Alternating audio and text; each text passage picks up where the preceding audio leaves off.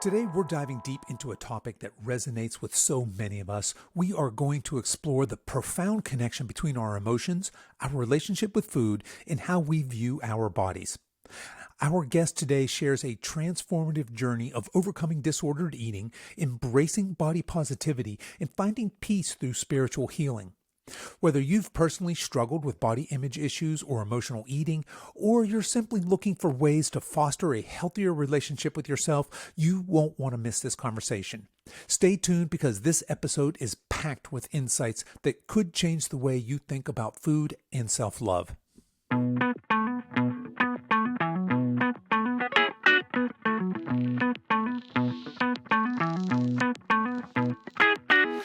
Hello and welcome to the Over 50 Health and Wellness Show. I'm your host, Kevin English. I'm a healthy aging expert and the founder of The Silver Edge, and I am on a mission to help men and women just like you build lean, strong, healthy, capable bodies that they love for the rest of their lives.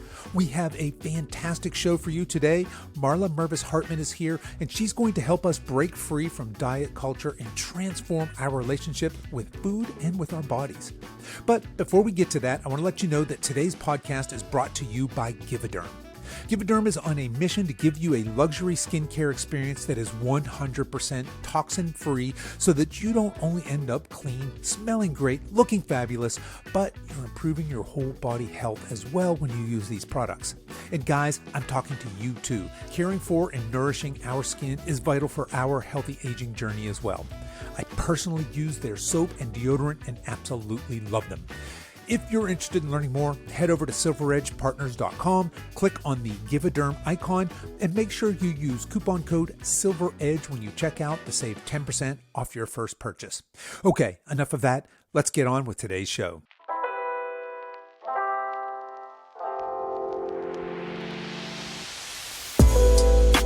My guest today is Marla Mervis-Hartmann. Marla, welcome to the show. Thank you so much for having me, Kevin. I'm excited to talk today with you. Yeah, likewise. I'm really excited to dig into this conversation. Now, before we dive deep into this, let's back up a little bit. I'd love to hear your story. Clearly, you didn't get to be where you are now without your own personal story. Where did this journey begin for you? This journey began very early on in life. I'm not going to go through every single moment. But I think as women, as the young girl that I was, getting a lot of attention on my body, you have a cute little body, adults commenting on it. And I got this idea that my body was my worth and that it hit me. I remember that moment, like walking down the halls in high school. I'm like, oh, it matters what I look like that. Ding, ding, right? And, that is one of the piece, that imprint that we have, right? That imprint that really society gives us, diet culture gives us. It's everywhere, right? It's in our languaging. It's the way we're talking to each other. It's the way we're addressing each other. I had a friend say to me the other day, she's like, did you lose weight? You look great. And I'm just like, no, I'm just really happy. Right? So it's like, oh, if you look good, you must have lost weight, right? That's what some of our brains are programmed to see. So what I noticed as I was growing up and going through life is that I used my body and I used food as a way to cope. So have a feeling, eat over it, have a feeling, diet over it. So I talk a lot about emotional eating. But emotional eating to me means this umbrella of emotional eating, emotional dieting. We feel uncomfortable about something in ourselves, self-confidence experience. And that feeling is there's something wrong with my body. I can control that. Let me go and diet. So I had a lot of that going on, a lot of overly healthy, very orthorexic. So that term orthorexic is like everything has to be very, very perfect in order for it to be okay, right? And the extreme that I would go and do that, and really the monitoring of in food coming in and food, being worked off. I was an over-exerciser and really was aware of everything that I was eating and making sure that I exercised that off. And so there was a lot of control, a lot of control. And after many nights of the soul, and there was kind of one dark night of the soul that led to another. And the one dark night of the soul was completely binged so badly. Was working at the Hard Rock Cafe, ice cream, cakes, all this stuff. And I remember lying in bed and being like, I'm always going to feel this way. I will never, ever be normal with food. And then feeling like this is so odd that I'm feeling this bad about food, right? But it was so, so dark, right? It's like, oh, this is my life. And so what I did was I was just like, I'm going to do it. I wrapped up all my control, all my willpower, and I'm like, I'm going to control this. I'm going to exercise. I'm going to make my food right. And when I get to that weight, that number, then it's all going to be okay. Then I can just have my life. I can just live my life and I can just be normal, how those other normal people do it. So I did that and I got to that perfect number. And when I got to that number, at the um at the gym and I stepped on the scale and I was bawling my eyes out. Because I was miserable. Absolutely 100. Was one of the most miserable times of my life, but I was supposed to be so happy. It was supposed to be that sense of hallelujah relief, and it wasn't. I was completely void of pleasure and happiness and experiences because my whole life was revolved around my food. And it was then that I realized that I didn't have a food problem and I didn't have a body image problem. I had an internal, emotional, a deeper spiritual issue that I needed to address. So that took me down this long road. And at that point, there weren't a lot of people like me, right? There wasn't the Instagrams and there weren't the Facebook groups you could join and have people talk about this. It was me kind of piecing together all of this between group therapy and learning about sexuality and healing that part of me. And I'm a Reiki master. And for those of you who don't know, it's the spiritual energy healing practice that I found, which was completely instrumental to my healing, changed everything. And this was not something that I fixed. This has been a cyclical experience of feeling better and then going back and then feeling better for a longer point of time and then going back. It's not an on or off switch. And that's what I've really begun to learn. And really what that has been for me is bringing in a lot more compassion for this human experience that I'm having and understanding more and more that so many people struggle with food and body and normalizing that to a point where we all can feel supported and not beat ourselves up so hardly around it. Yeah, wow, that's very beautifully spoken. And I think a lot of people can relate to the experience you have. And I love that you're out here, you're using language like, hey, how can we normalize this? And how can we have conversations about these things? But you said a number of things in there. I wanted to go back and capture a couple of those. You mentioned first, you repeatedly said control, control, control. Talk a little bit about what you mean. Did you feel, looking back at it now, I suppose at the time that would have been hard to pull apart, but did you feel that there were areas in your life that you didn't have control over and you were compensating by this? Well, I can control my food, I control my exercise, and desperately trying to manipulate my body composition to probably meet some sort of ideal. Was this control coming from some sort of a lack of control in another part of your life, do you think? I would say that it's not, this is the thing with this. It's like, it we often can't point it right there at that spot. It's the sense of, and I think it's, an epidemic of so much stress and people not knowing really how to control how to be in life and not be overly stressed, right? So, as a way to kind of cope with how life is coming towards me, it was like, I'm gonna ground this in, right? I don't know, I can remember when I was really, really in it, and it was my life in New York City, and I was an actress, and I didn't know where, I wasn't sure how much money I was gonna make, and I wasn't sure, if I was gonna get the job, and I wasn't sure about so many things. And it's not like I came from, it's like, but my story isn't that unique, right? I didn't come from a traumatic background. I have a loving family. My mom and dad are still married 55 years, like they love me. They just talk to, you know what I mean? Like and in that, there are places that we, as children, we, we didn't get what we needed. We weren't nourished in the way that we needed to be nourished. Let me say it differently, that I needed to be nourished. And so that leaves for this kind of clinging and kind of yearning and desiring, right? And there's these little places that we have inside that want to be met, right? They want, at the end of the day, it's love. At the end of the day, it's like, that's what we want. And so I see it all the time, that desire for control. And then on the opposite of control is the good girl, right? The good girl who, and I see that a lot. It's like, and that was me, like, oh, I'm a good girl. I'm a good girl. That I'm like, don't, and then I would binge and it'd be like, oh, but I'm not gonna eat, then, you're not gonna tell me not to eat that, like that inner part of me, like being like, no, I'm gonna, eat all that, or you're not gonna tell me, to eat, when I would get flack from people for not eating certain foods that were, desserts and all that, and I'm just like, "You're not gonna tell me to eat that." Right. Right. It Yeah. would come, and it's the way to act out. It's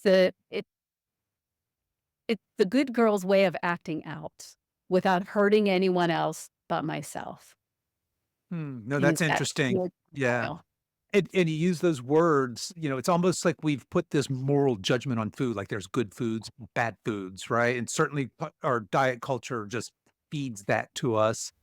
But I suppose that looking back, what was your relationship with your body? Did you have, I've seen in some of your posts and on your website, you talk about, I think in your TED talk, you mentioned, hey, these are my diary entries from when I was younger. And here's the photo that I was referencing when I wrote that. Clearly, you had some body dysmorphia there, I think, looking at that. What was your relationship with your body as a younger woman? Well, like I said, I got a lot of attention on my body, so I knew something was going on. Like, I don't come from big numbers. I don't come from gaining a lot of weight, and I don't come from losing a lot of weight. In fact, it was so easily just to be able to look at me. It's like, "Oh, look at Marla. She's thin. She works out. She eats well." I was like the epitome of health, but I was Mhm. thicker than a dog. My mind, my mental health, I was I was I was not healthy at all. I was depriving myself. I was starving myself, right? I was restricting. I was giving myself just enough food. Anyways, to answer your question, there was a part of me that knew. I had a sense of confidence about my body. I knew that my body was um, strong and fit and thin, but I it was like I couldn't let myself. If this is what hooked me. This is what kept me hooked for so many years. I thought, and I really, really work with people around this because it's such a big one. I thought that if I liked my body and if I accepted my body for what it was, then I was going to be off to the races with overeating and binging and not exercising. I used that as my diet tactic. And when I would start to feel good about my body, I would start to have this other part of myself being like, this isn't safe. What are we doing? Like, this isn't safe. And I would almost have to talk to that part. It's like, oh, don't worry. Don't worry. I'm going to start feeling insane again. Don't worry. This feels good for a while, but don't worry. I'm coming back. Like it was like, I feel good. Why am I, but it was that was my normal place of safety. Safety was don't feel good about yourself because then we can control and then we're not going to gain weight. And then we're gonna have the approval and the attention and the love that Hmm. we think that we're gonna get from it. And let's face it, Kevin, like, there is truth to thin privilege. It's not something that is there is a reality to that, right? And Yeah. a lot of people who have a lot more flesh on their body are not given the amount of privilege, and it's so wrong, right? Right. And so, like I was making this up. No, I was making up the fact that No one cared for me. Everyone loved me. No one even notices when I would gain the 3 pounds that I was freaking out over, or the 5 or the 10 or whatever. It was, I'm kind of letting you into the psyche of a disordered eating brain, right? And for those of you who are listening to this and go, oh, yeah, like I feel you, I get you, and I really know how to help you because I've been there. Yeah, I think that's such a fascinating thing, and you mentioned that, I hear all the time as a coach, nutrition coach, personal trainer, I hear all the time, "This is my goal weight," and guys, gals, doesn't matter, they have a goal weight, and it's usually some arbitrary number. It's the weight I weighed when I got married or before I had kids or whatever. It's a number, right? And you mentioned you had that number, and when you hit it, as opposed to celebrating and you being happy, you were bawling, right? You were miserable. In fact, I remember I had a lady once tell me that she loved the way she looked at her goal weight, but she hated her life and the way she felt at her goal weight. So, because she was doing these miserable things, she was living in the gym and dieting like crazy in order to hit this, again, probably an arbitrary number on the scale. And that's what she quote unquote wanted, but it didn't bring her happiness. So I think very often we wrongly equate losing weight with some sort of happiness, and I think that part of that probably comes from the reasons that we want to change, right? So let's just take somebody who actually is overweight and has a desire to lose weight. I think that one of the things that we need to discuss, and I'd love to get your thoughts on this, is that motivation for change. And that motivation very often it comes from a place of shame or self-loathing. It comes from this very negative place and not this positive, radiant, wonderful, I love myself and therefore I want to take the best care of my body because it's the sacred vessel I have to go through life with. It's not that conversation at all. It's I hate myself. I hate being fat. And why can I not lose this weight? Maybe there's something wrong with me. Do you want to talk about a little bit about your thoughts about that that impetus for change? Because it seems to me most people, as they at least as they start some sort of a weight loss or even a health fitness type journey, start that from a place of negativity. Yes. And it is so good that you're talking about this because this is so key. So it for anyone who wants to lose weight and you're feeling that shame, that feeling of like, I'm ashamed, I would highly recommend you wait that out. You work with that shame. You love on that shame. You have compassion for yourself because nothing that we do when we're in a state of shame ever sticks. It never Mhm. works. So one of the things that I teach people is that when they're emotionally eating, and people are like, "I want to stop emotionally eating. I want to stop emotionally. I want to stop binge eating," and they focus all of their attention on the food they have at their house, controlling their food. What is their food intake? And focus them on what happens after you've binged. So you've binged, and then you have that moment of shame and upset. And that's the moment to slow that down before you do anything else. If we can work with that shame piece, if we can move that into, oh, here I am again. Oh, yes, we may feel bad about ourselves. We may be like, "Ugh, are you freaking kidding me? Like, for the love of God. And for the love of God, I can't believe I'm doing this. Oh gosh, what's happening here? Brought me to here. Why do I feel like I need food in order to cope with this? What's this inner experience that's going on? Where am I not feeding myself with pleasure in other places? Where am I so emotional that I'm needing food to ground myself? That's what we need to fix, right? It's Yeah. not the food. The food Right. falls in. So, it is the motivation, and this is what I've noticed over the years of this, is like when I feel good about my body, I eat so easily. I mean, I have like tested this out, right? Like I have been, really testing this out. I'm like, oh, when I eat well, I feel good about myself and I actually want to do that more.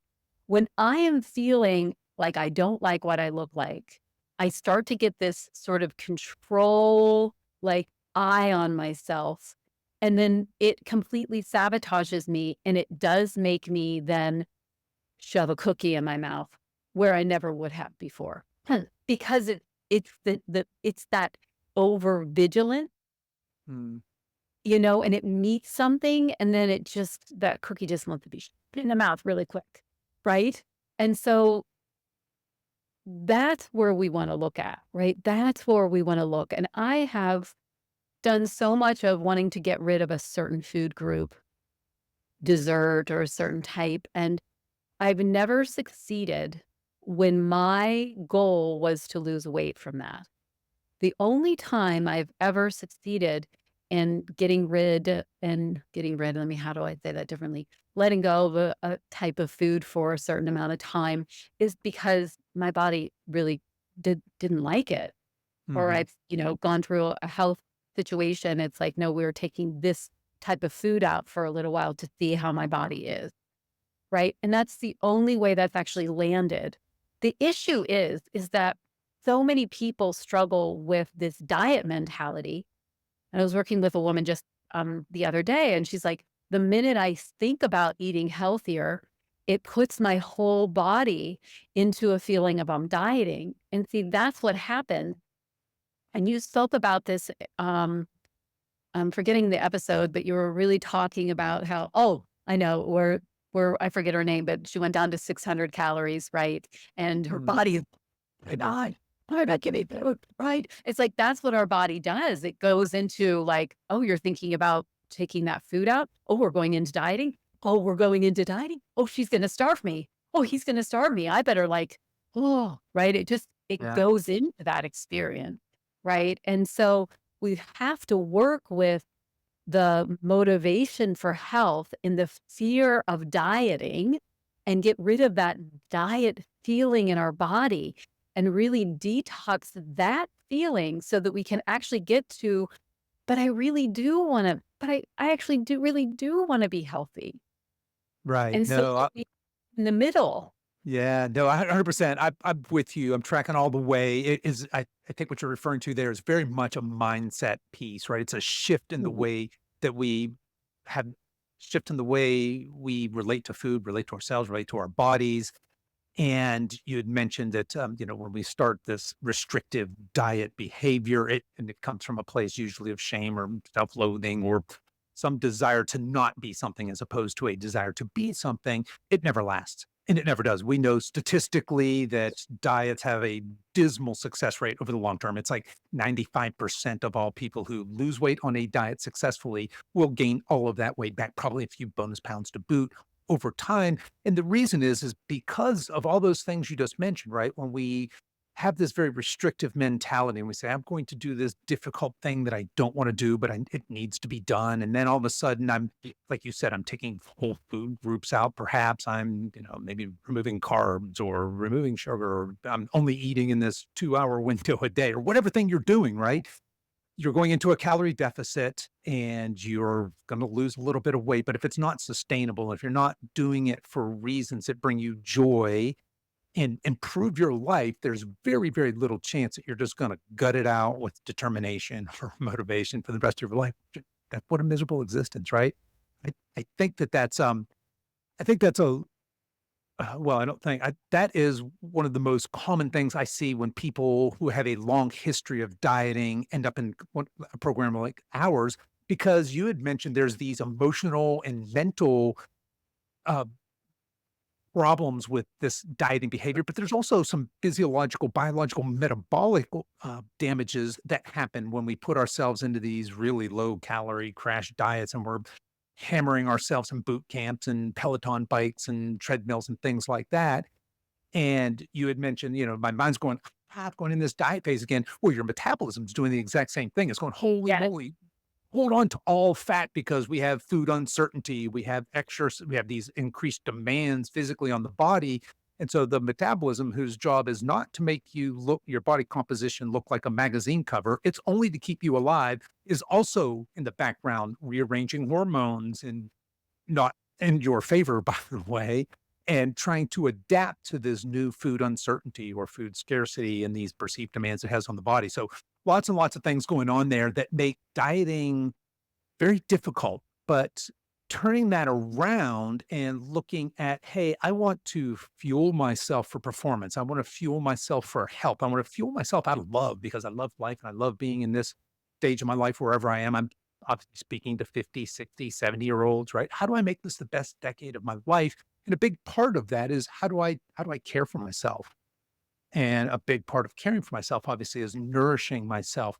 Now, when you talk to people that you work with and maybe they're coming in with a long history of emotional eating, but this negative self-talk, this negative body image, how do you talk to them about food and what somebody should eat, say, for example, whole Right. foods versus processed food? Do you go into those kinds of conversations? How do you talk? Because there's so many ways to eat, right? People are keto and intermittent fasting and carnivore and vegan. Exactly. Usually by the time someone has come to me, Have they tried they're all those things? they've tried it all.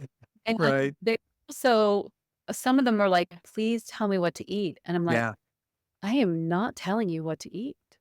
Yeah. We can talk about your behaviors around food, and it really depends on the person, right? Like,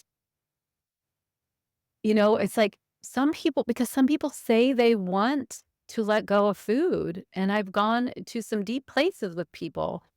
And this woman was with me for a while, really wanting to let go of binging. And we got to a very deep inner child experience. And in that inner child was like, don't take away my food. And for me, that's what we need to talk about. That's what needs to be addressed. What is that underlying layer of what does food mean? Yeah. Because if I'm telling someone, don't eat that processed food, then they're putting that into, oh, that's part of the Bad. program. That's what Right. I'm supposed to be Yeah. doing. And then Yeah. they're still putting this into this diet experience. Now, if someone needs support around that, I mean, I know from all my days of figuring it out, like I knew what I needed to eat, right? I know how to do, but this is the thing. It's just you can almost not eat anything right now and not feel guilty about it, right? Yeah. There's so much guilt available around food. So I will address it and talk about it. It's like if someone really is having a lot of cravings and they're only eating processed food, then we're going to talk about that the cravings could be coming because you're not actually eating real food, and unwind that and see if there's a way to move into getting some of these pleasure parts of us met in a different way. Because I feel like we need to move slowly out of them, not from we'll put it in the Right. bad Back way, into the way of bad. Yeah. eating, and now I'm not eating it anymore. And I'm going over to this very, very nutritious, I'm eat an apple instead of that chocolate fudge sundae. It's like, whatever, Yeah. Yeah. right? Right. So can we slowly move out of that? And I know that over the years, like my taste buds have changed. And I definitely have, I'm extremely healthy, right? And I will say, just to add this, the way that I'm eating right now, I feel completely at peace with. I feel completely satiated. I have a lot of pleasure with my food. But if I were to look at my food and put it over in that if I were to put it in that same mindset, it may look like it's orthorexic. But because of the healing that I've done, because people think that like, oh, if I'm going to let go of this, then I'm just gonna start eating everything. It's like, no, Right. you actually don't, because you want to feed your body in a nice way. You want to lovingly feed yourself. And as we get older, I think we want to do that more. And I don't know, what I'm noticing is like certain things that I could get away with. Mm. I'm not really Yeah. getting away. When I mean getting away with, I'm not even talking about gaining weight. I'm not talking about gaining weight. I'm talking about like too much sugar or, a glass of wine or two. And it's like, I'm wrecked. And that was not the case before. Sure. Right. Yeah. Right. For it's in our face a lot more. Like we can't hide from it. Yeah. No, I'm tracking with you 100%. That mirrors my own experience as well. I started to eat healthy. I had a health scare back in my mid 40s, and that really is what set this whole thing Yeah. in motion. And I started to, what should I eat? I went vegan for a while. I cut out all carbs. I did gluten free. I did all these different things. I tried some intermittent fasting, and I was just looking for I wanted to be not sick. Once I got there, I wanted to be went down the rabbit hole. I wanted to optimize my health. Well, what's the optimal thing to eat? And what's kind of funny is what's optimal for me might not be optimal for you and might not be optimal for somebody else, right? We're all very bio individual in that way. But you're right. At some point, I shifted from I'm eating this way because I have to, because I don't want to be sick, again, from that place of negativity to the foods that I eat now are foods that I love. And I have this new food freedom, but the foods that I'm choosing are mostly foods that somebody from the outside looking in would be, well, that looks pretty healthy to me because that's what serves me. That's what makes me feel great. That's what makes me, that allows me to wake up in the morning with all this energy and it really drives me. So it serves me well. And you're absolutely right about my taste buds. They also have changed over time.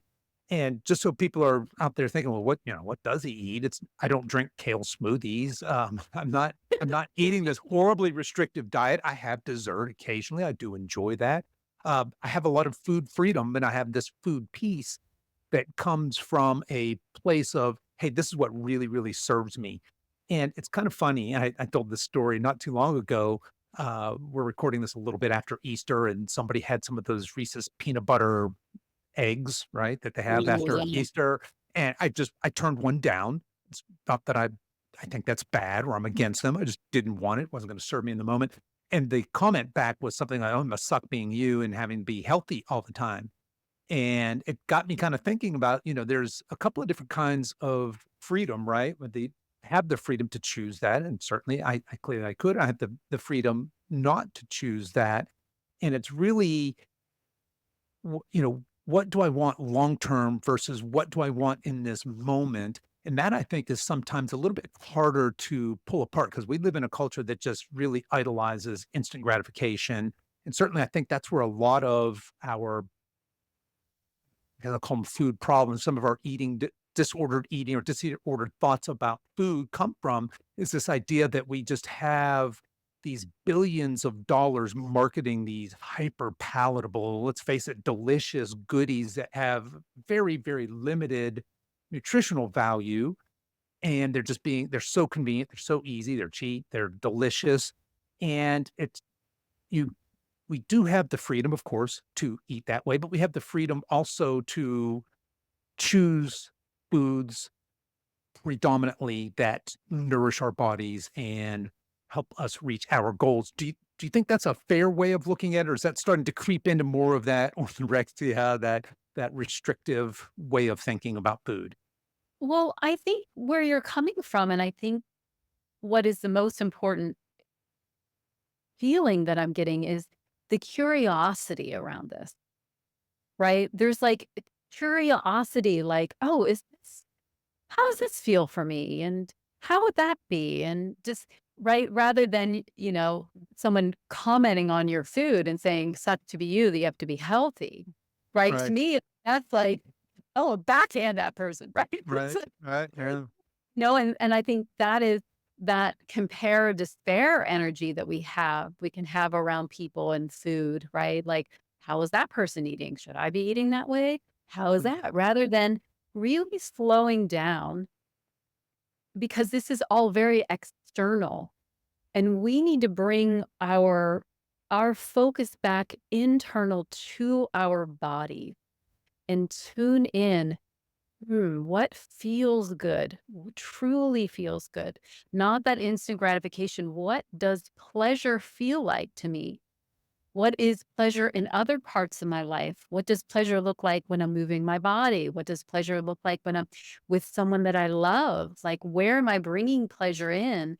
And where does that energy of pleasure show up with my food in not the instant gratification way, but more in this sensual experience? And we can't have that by looking at it from an external lens or from the lens of is this okay?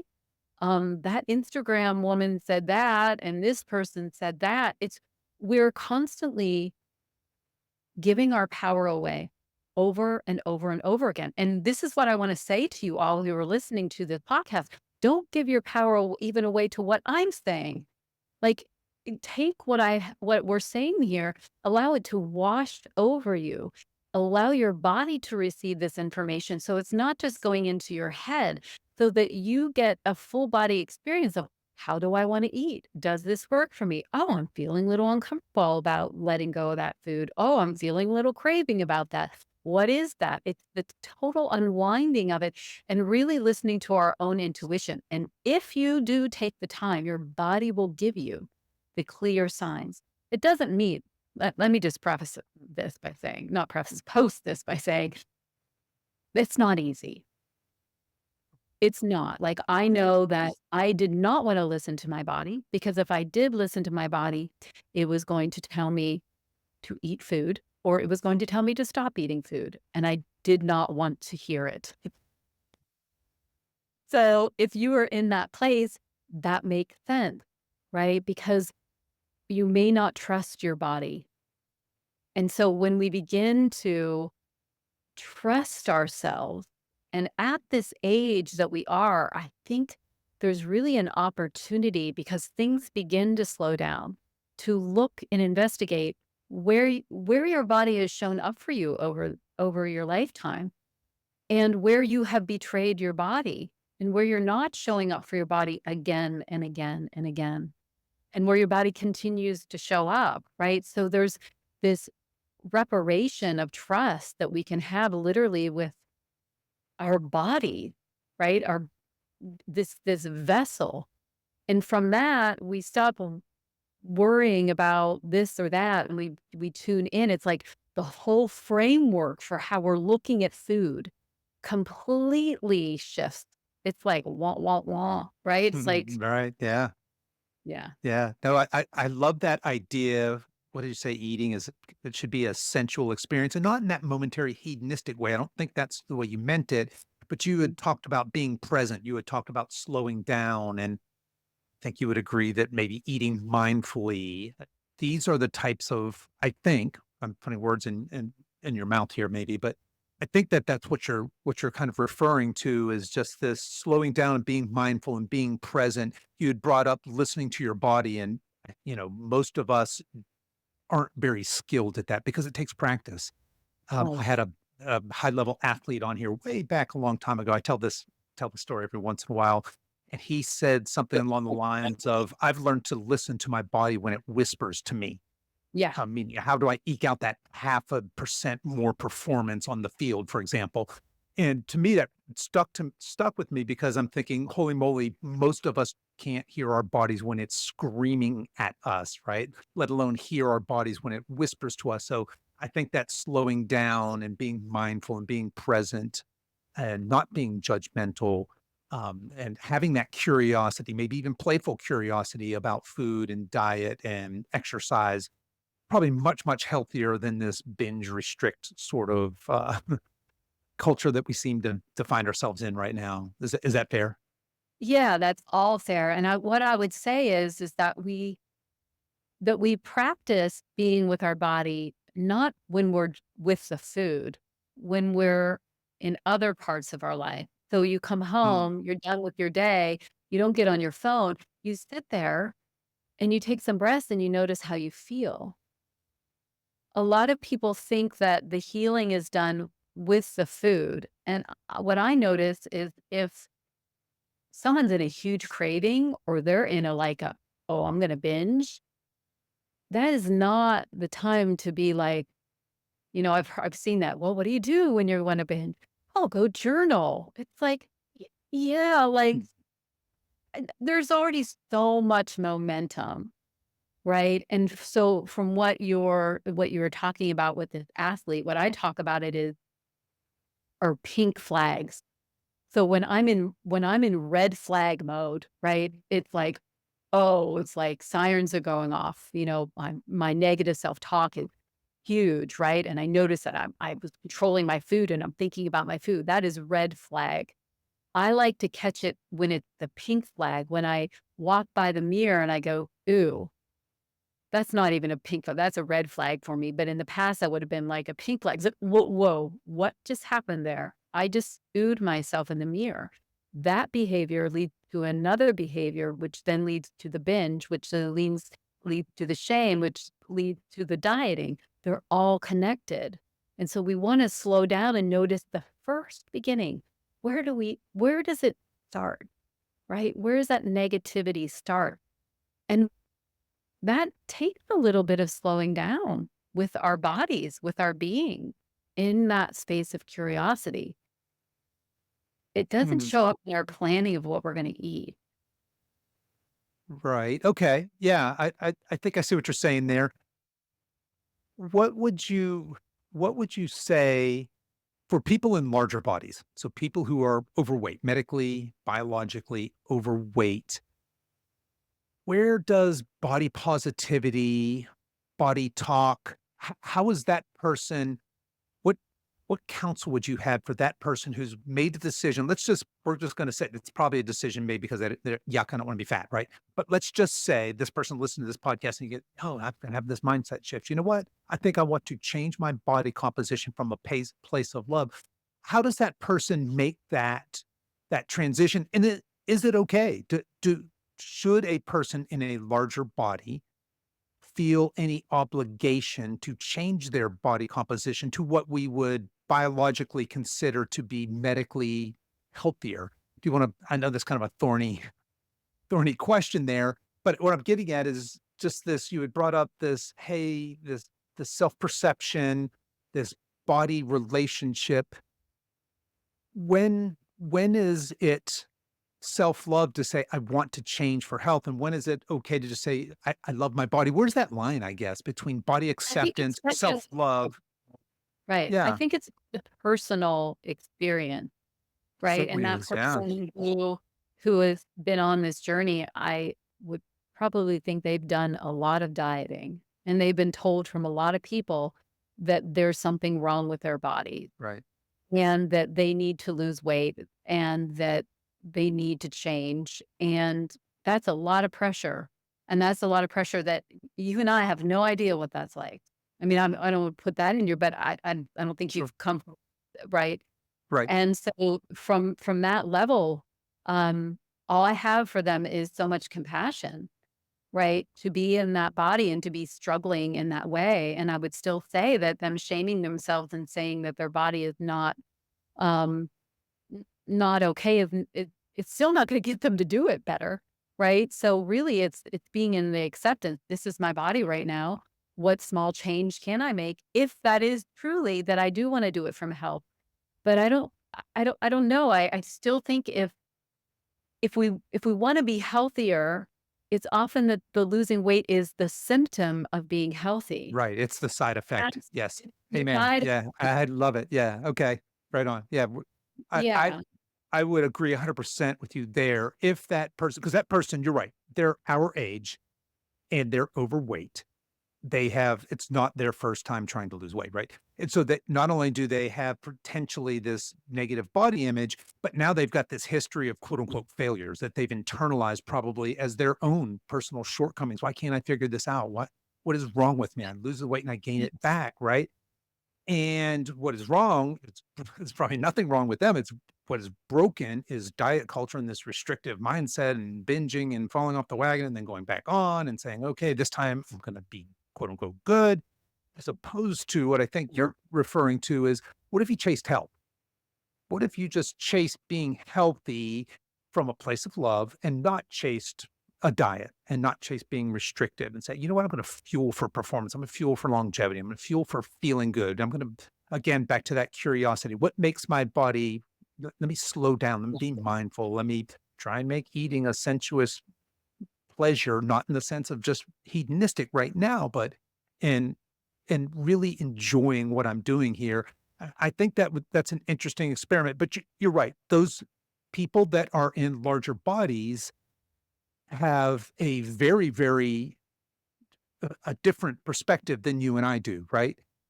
Because of the just our culture, everything screams, especially for our females, that you need it skinny. You got to be skinny. You got to be skinny. You got to be skinny. And there's this culture of skinny and diet, and the way you do that is by restricting and willpower. And if you can't do that, there's something wrong with you. So, yeah, just a ton to unpack there. But I feel like a lot of what you're talking about is you've mentioned several times. It's not the food, but if we can go back and change the mindset and the behaviors around these things, and where I really wanted to go with you next was kind of fitting into this big picture here. Where is the role of, and we'll just call it spirituality, right? Something outside of ourselves, something bigger than ourselves. What is the role of spirituality when it comes to health, wellness, overcoming emotional eating or just emotional anything, right? Emotional destructive behaviors. Is there a place for that and for you I personally mean, and people you work yeah, with? I mean, in my experience, it's how I have healed myself.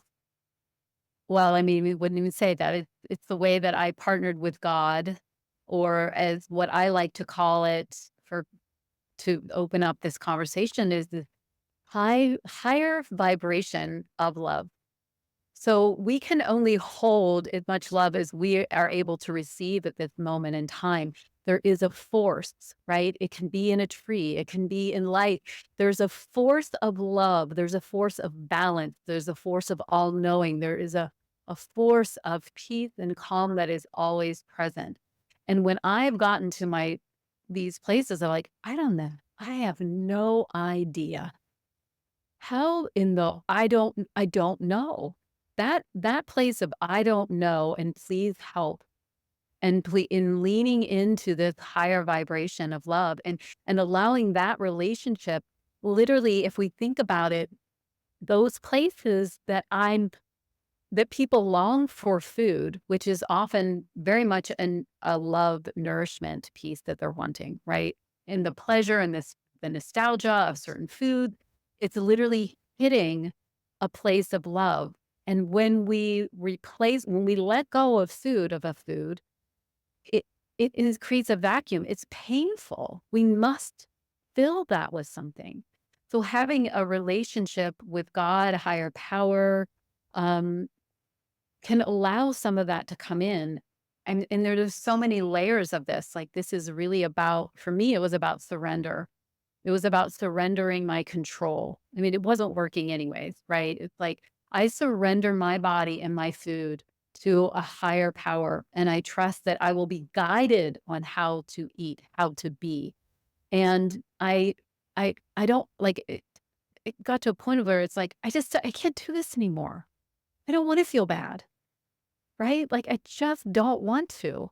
So being able to lean in through prayer and meditation and surrender and what I found, and I found this really, I mean, I've always been someone who was, had a relationship with God, and it was through my learning of Reiki, which I found early on in my recovery with my with disordered eating, that it allowed me to notice how actually mean to was to myself.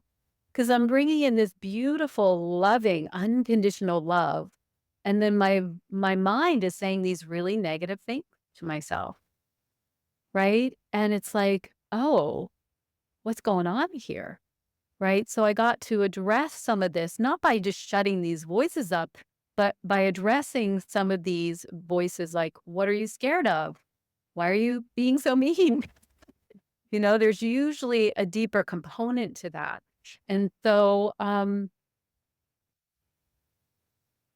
there's so much peace available when we allow ourselves to not be the end all be all, when we allow for support of love to not just come through um, this idea of like, well, I don't know how to pray. I don't know how to do that.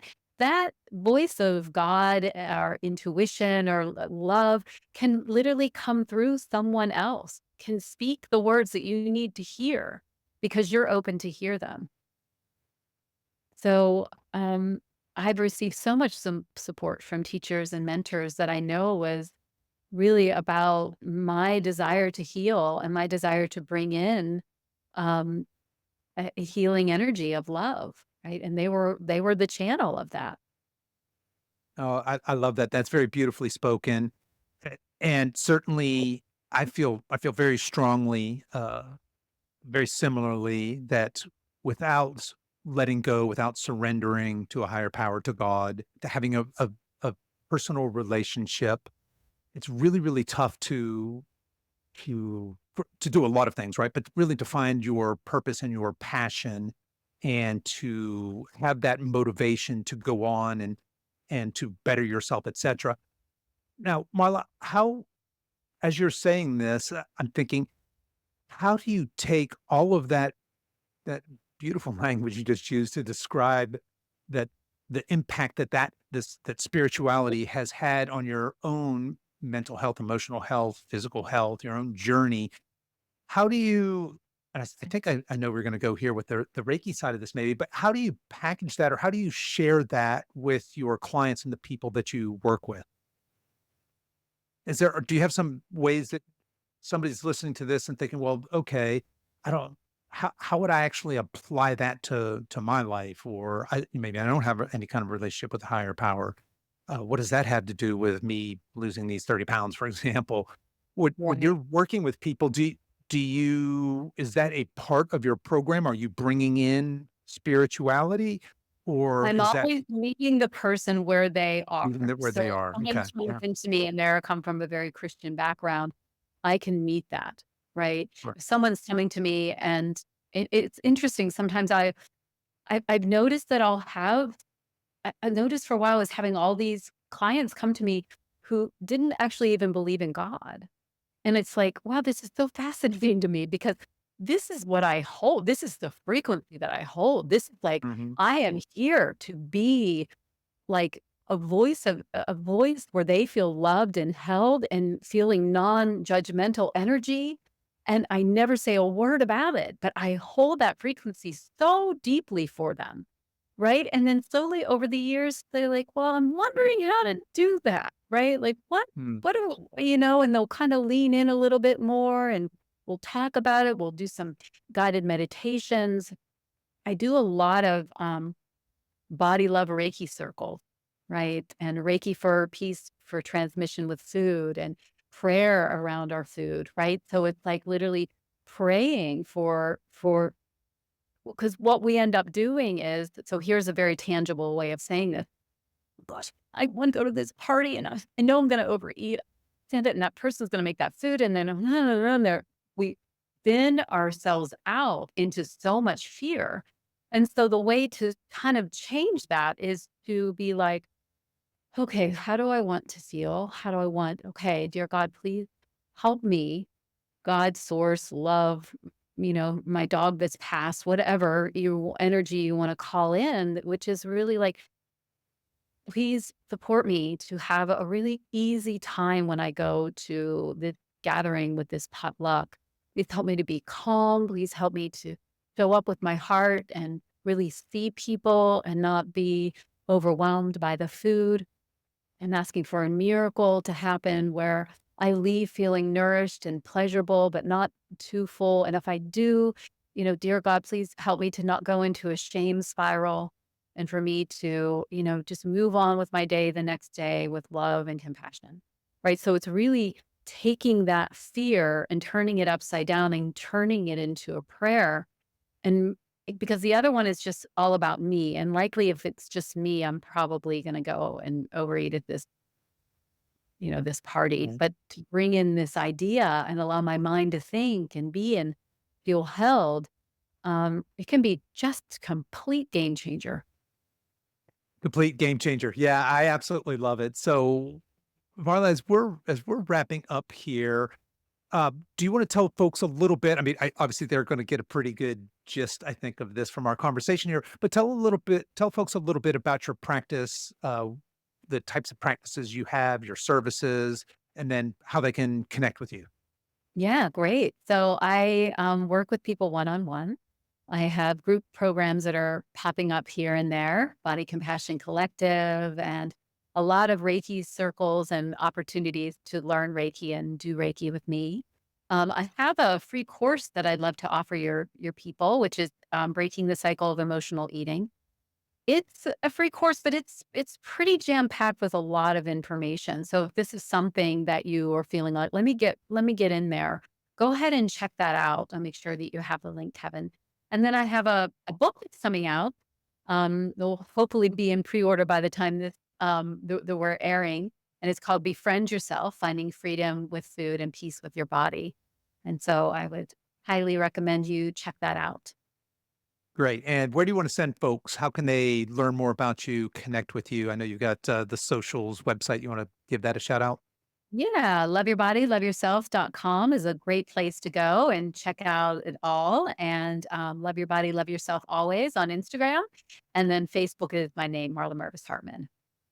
Fantastic. And folks, I will throw all of that into the show notes. You guys can find that there along with the link to the free course that was, I'm sorry, say the name of that again. Breaking the Cycle of Emotional Eating. Breaking the Cycle of Emotional Eating. You guys could check that out. Well, Marla, I want to thank you so much for coming on the show here, being willing to be vulnerable with us, for sharing your, not just your knowledge and your wisdom, but also your passion with us. I love the work you're doing and just encourage you to keep up the great work. Thank you so much, Kevin. What a great conversation. Really appreciate you.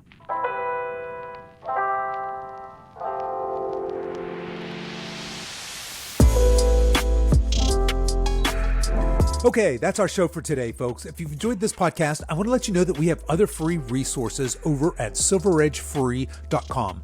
There, you'll find our free guides with our top tips on nutrition, exercise, and healthy lifestyle to assist you in your weight loss and fitness journey. So feel free to head over there and download anything that looks useful to you. I'll put links to everything we talked about in the show notes, and you folks can find those over at silveredgefitness.com/285. As we wrap up our time together today, you can show your support for this show in two important ways. The first is to tell a friend about this podcast and encourage them to give it a listen.